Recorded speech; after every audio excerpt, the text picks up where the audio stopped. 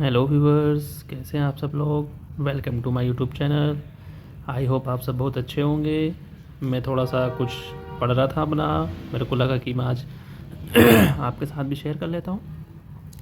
तो हम आज पढ़ते हैं BPH। BPH का मतलब क्या होता है? Benign prostatic hyperplasia. आपको पता ही है प्रोस्टेट ग्लैंड क्या होती है। आपको अगर नहीं पता तो मैं एक बार आपको बता देता हूँ। प्रोस्टेट ग्लैंड जो होती है वो मेल रिप्रोडक्टिव सिस्टम में पाई जाती है, जो कि हमारे ठीक ब्लैडर के नीचे होती है। जो ब्लैडर की नेक होती है उसका ठीक नीचे होती है। और जो प्रोस्टेट ग्लैंड होती है वो रिस्पॉन्सिबल होती है स्पर्म फॉर्मेशन के लिए, और जो कि फर्टिलिटी मेजर करती है किसकी? मेल की। तो हम पढ़ेंगे BPH होता क्या है। BPH generally benign prostatic hyperplasia is a health tissue that becomes more common with age in the male person. ठीक, ये क्या होता है? एक हेल्थ टिश्यू होता है जो कि बहुत कॉमन होता है एज के साथ साथ मेल पर्सन के अंदर। It also called as enlarge prostate. इसको एनलार्ज प्रोस्टेट भी कहा जाता है। प्रोस्टेट का बढ़ जाना भी कहा जाता है। ये कंडीशन क्या होती है enlarge prostate? Enlarge prostate condition क्या होती है? एनलार्ज प्रोस्टेट कंडीशन ये होती है कि जब हमारी जो प्रोस्टेट होती है, जो मेल रिप्रोडक्टिव सिस्टम के अंदर जो प्रोस्टेट होती है, जब उसका साइज़ अपने नॉर्मल साइज़ से बढ़ जाता है तो उस कंडीशन को हम क्या कहते हैं? BPH या एनलार्ज प्रोस्टेट कहा जाता है। ठीक है, अब हम आगे बढ़ते हैं। The prostate is small gland that helps make semen. देखिए, मैंने भी बताया ना आपको, वही ये यहाँ पर भी वही कह रहे हैं कि एक स्मॉल ग्लैंड होती है जो कि हेल्प करती है सीमन को बनाने में। It is found just below the bladder. ये ब्लैडर के ठीक नीचे पाई जाती है। Enlarged prostate can cause symptoms.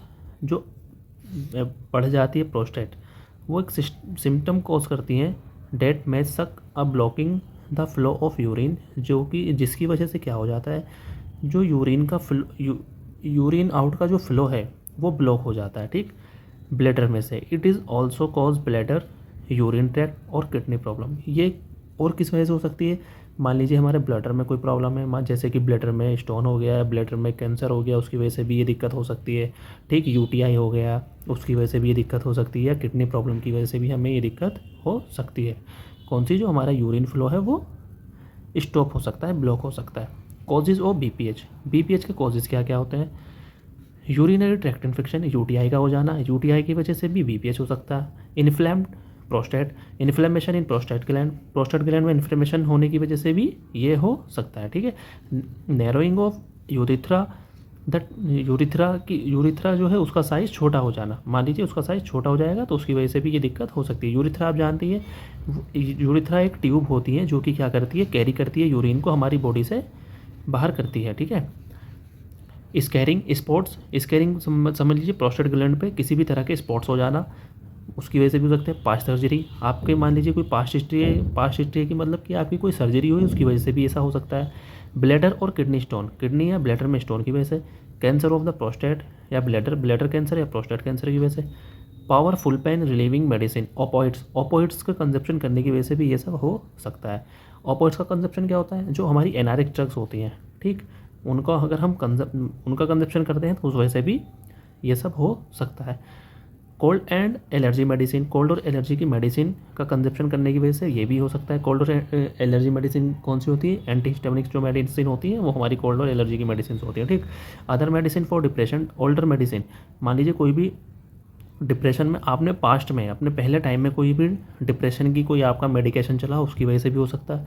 Risk factor क्या क्या होते हैं? एजिंग, मान लीजिए एज के साथ भी हो सकता है। मान लीजिए ये ऐसा वैसे ऐसा है कि जो मान लीजिए जो जिनकी एज ज़्यादा हो जाती है, ठीक, जिनकी ज़्यादा एज हो जाती है उनको प्रोस्टेट की दिक्कत ज़्यादा होती है। ठीक, यंग एज में प्रोस्टेट की दिक्कत बहुत कम होती है, बहुत रेयर केस में होती है। बट जब एज ज़्यादा, जैसे जैसे ज़्यादा एज बढ़ने लगती है वैसे वैसे प्रोस्टेट की दिक्कत बढ़ने लगती है। फैमिली हिस्ट्री या किसी पेशेंट की फैमिली हिस्ट्री रही हो कि जिसकी मान लीजिए फैमिली हिस्ट्री में ऐसा कुछ ऐसे केसेस रहे हो कि हाँ उनकी प्रोस्टेट में दिक्कत रही, तब भी हमें BPH की प्रॉब्लम आ सकती है। डायबिटीज़ की वजह से भी ऐसा हो सकता है। लाइफस्टाइल, देखिए डायबिटीज़ जो है, डायबिटीज़ एक ऐसी डिजीज़ है जो कि ओवरऑल पूरी बॉडी पर पूरी बॉडी की जो हेल्थ है उसको इफेक्ट कर दी है। इसीलिए डायबिटीज़ को क्या साइलेंट किलर कहा जाता है। ठीक, अंदर ही अंदर पूरी बॉडी को क्या डिस्ट्रॉय करना शुरू कर देती है अंदर ही अंदर। आप जितनी भी डिजीज़ पढ़ेंगे ना, मैक्स टू मैक्स आप 70% डिसीजेज ऐसी होंगी जिनमें आपको कॉजेज़ में डायबिटीज़ मिलेगा ही मिलेगा। ठीक, अब साइन और सिम्टम्स पढ़ते हैं। Common symptoms of BPH pain. Pain सबसे कॉमन सिम्टम वही होता है कि दर्द होता है। ठीक, नीचे फ्रीक्वेंट और अर्जेंट नीड टू पी, जल्दी जल्दी पेशाब का आना, जो हमारा यूरिन है वो जल्दी जल्दी आता है, और अर्जेंसी बल्कि बिल्कुल अभी, बिल्कुल तुरंत अभी जाना ही है वॉशरूम, इस तरह की कंडीशन क्रिएट हो जाती है। देखिए, ये देखिए डायग्राम भी यहाँ पर दिया है, ये देखिए पेनिस है। ठीक, ये हमारी जो ये ऊपर यहाँ पर ये ब्लैडर है। ठीक, और ये नीचे देखिए ये जो प्रोस्टेट है, ये नॉर्मल साइज़ है प्रोस्टेट का। ठीक है, ये यूरिथ्रा ये है, देखिए जिससे यूरिन आउट होता है। ठीक, ये क्या है, ये टेस्टिस है। अब जब प्रोस्टेट का साइज़ बड़ा हो जाता है, देखिए नॉर्मल ब्लैडर है, प्रोस्टेट का देखिए यहाँ पर देखिए कितना छोटा है ना साइज़, यहाँ पर आगे देखिए यहाँ पर कितना बड़ा साइज़ है, तो प्रोस्टेट बढ़ गई। ये देखिए इसकी ये जो है ना ये फॉर्मेशन, अब इसकी वजह से जब ये एरिया जब बढ़ता है तो ये जो इसका यूरिथ्रा का जो साइज़ है वो बहुत नेरो हो जाता है। ये जो साइज़ है, ये जो आ रहा है ना, ये बहुत दब जाता है, इसका साइज़ बहुत बड़ा हो जाता है। जो यूरिन हमारा यहाँ पर रहता तो वो यहाँ पर आ नहीं पाता, बहुत छोटा साइज़ खुला होता है, जिसकी वजह से फिर फ्रीक्वेंट यूरिनेशन होता है। ठीक, यही इसका मेन रीज़न होता है। ये देखिए ये एनलार्ज प्रोस्टेट ग्लैंड है, ये नॉर्मल प्रोस्टेट ग्लैंड है। अब हम आगे पढ़ते हैं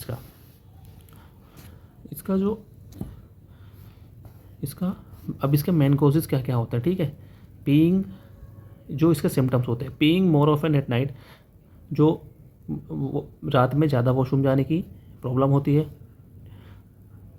ट्रबल स्टार्टिंग टू पी, जो पी को स्टार्ट करने में दिक्कत होती है।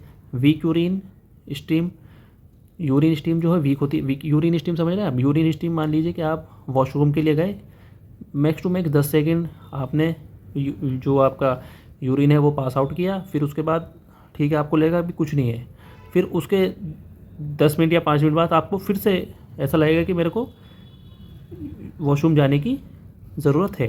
A stream that stop and start, एक ऐसी स्टीम जो कि स्टॉप होती हो और स्टार्ट होती हो बार बार। Dribbling at end of the urination, dribbling समझ रहे हैं आप कि मतलब ड्रॉप टू ड्रॉप करके यूरिन का फॉल होना। Not being able to fully empty the bladder, आप पेशेंट जो है वो एबल ही नहीं होता कि अपनी पूरे ब्लैडर को एम्प्टी कर पाए। ब्लैडर इन द यूरिन में ब्लड का आना। ठीक, urine P drop by drop, ये मैं बता चुका हूँ अभी।